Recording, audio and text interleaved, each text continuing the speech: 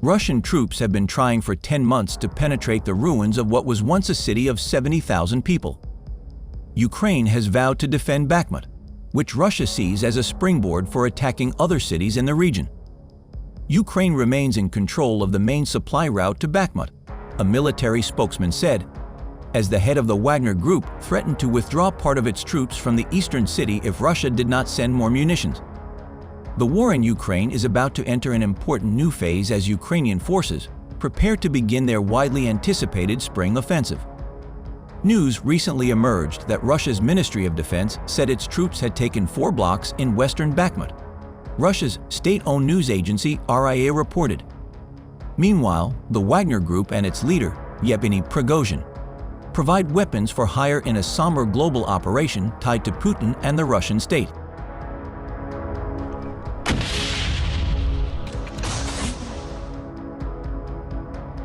A new video footage shows the Ukrainian Armed Forces actually destroying a Russian invader tank in the Zaporizhzhia direction. The video was recorded by an unmanned aerial vehicle, whose operator finished off an enemy machine by accurately dropping a grenade into an open hatch in the turret. But even before that, the tank was out of order. Judging by the fact that the tracks were torn off, it can be assumed that the tank exploded on an anti-tank mine. This is not critical damage. The invaders will most likely try to evacuate it for repairs. However, once the massive internal fire is seen on video, that doesn't make much sense anymore.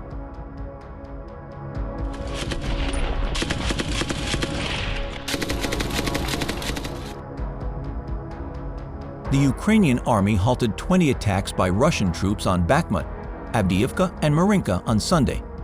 The General Staff of the Ukrainian Armed Forces reported this in its daily evening updates published on Facebook.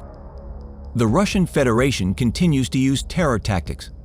Today, the enemy launched 2 missile attacks on the cities of Kramatorsk and Kostiantynivka.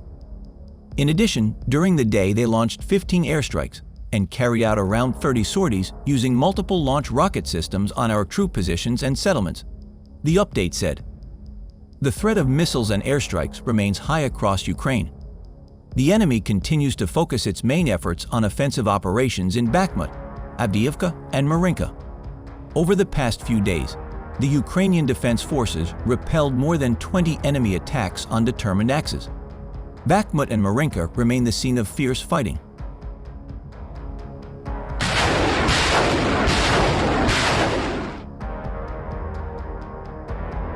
Apart from that, the video footage also shows the Ukrainian Armed Forces destroying something like a large ammunition depot belonging to the Russian occupiers. This is evidenced by the presented video, or rather, the characteristic sounds of frequent explosions of various caliber shells and large-scale fire, with columns of black smoke on the horizon.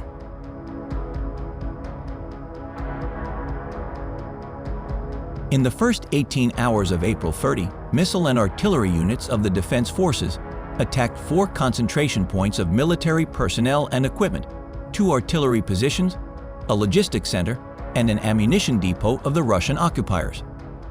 In turn, TikTok user Ruka94 said that fighters of the 79th Separate Amphibious Assault Brigade of the Mykolaiv Armed Forces of Ukraine destroyed the invaders' infantry fighting vehicle, publishing a related video taken from the drone operator's monitor.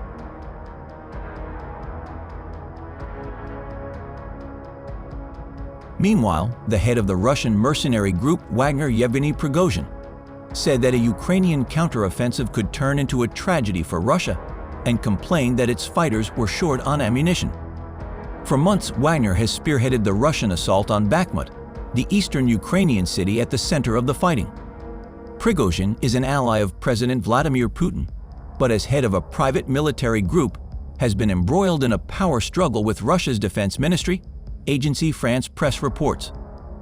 "We, Wagner, only have 10 to 15% of the bullets we need," he said, blaming the Russian army leadership. He spoke in an interview with Russia's pro-Kremlin war correspondent Semyon Pegov. Prigozhin said he expected a Ukrainian counterattack in mid-May. "This counterattack could be a tragedy for our country," he said.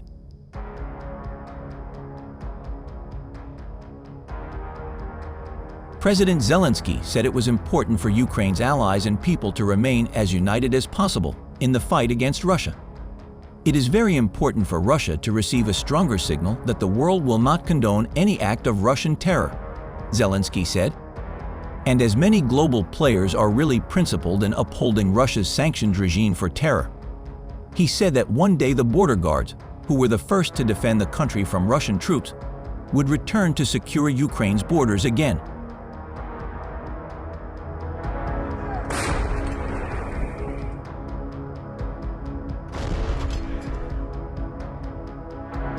The General Staff of the Ukrainian Armed Forces reported on May 1 that Russia had lost 190,960 soldiers in Ukraine since the start of its full-scale invasion on February 24 last year.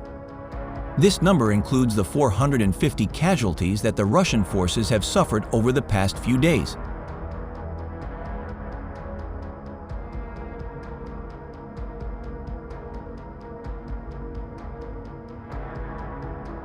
Ukraine is preparing for a much-anticipated counterattack, with the war entering a stalemate in recent months.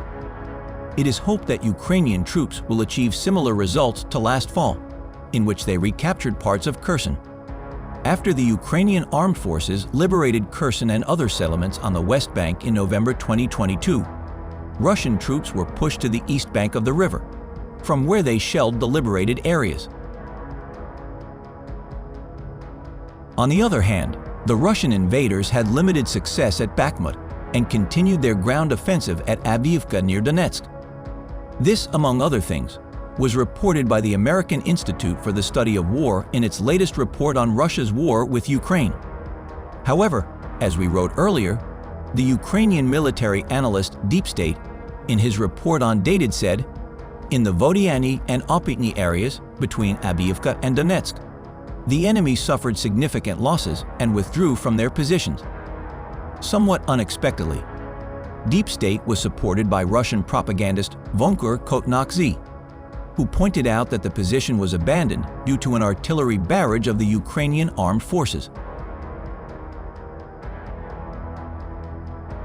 At the same time, he also wrote about the fierce battles in Marinka, Pervomesky, near the Kruta Balka, and generally in the Donetsk direction. But despite all his wishes, he could not boast of anything practical for the Russian fascists. But Igor Girkin, Strelkov, is more frank. The Russian troops failed near Avdiivka, and now, due to heavy losses, they are forced to retreat again, leaving part of their previously occupied positions.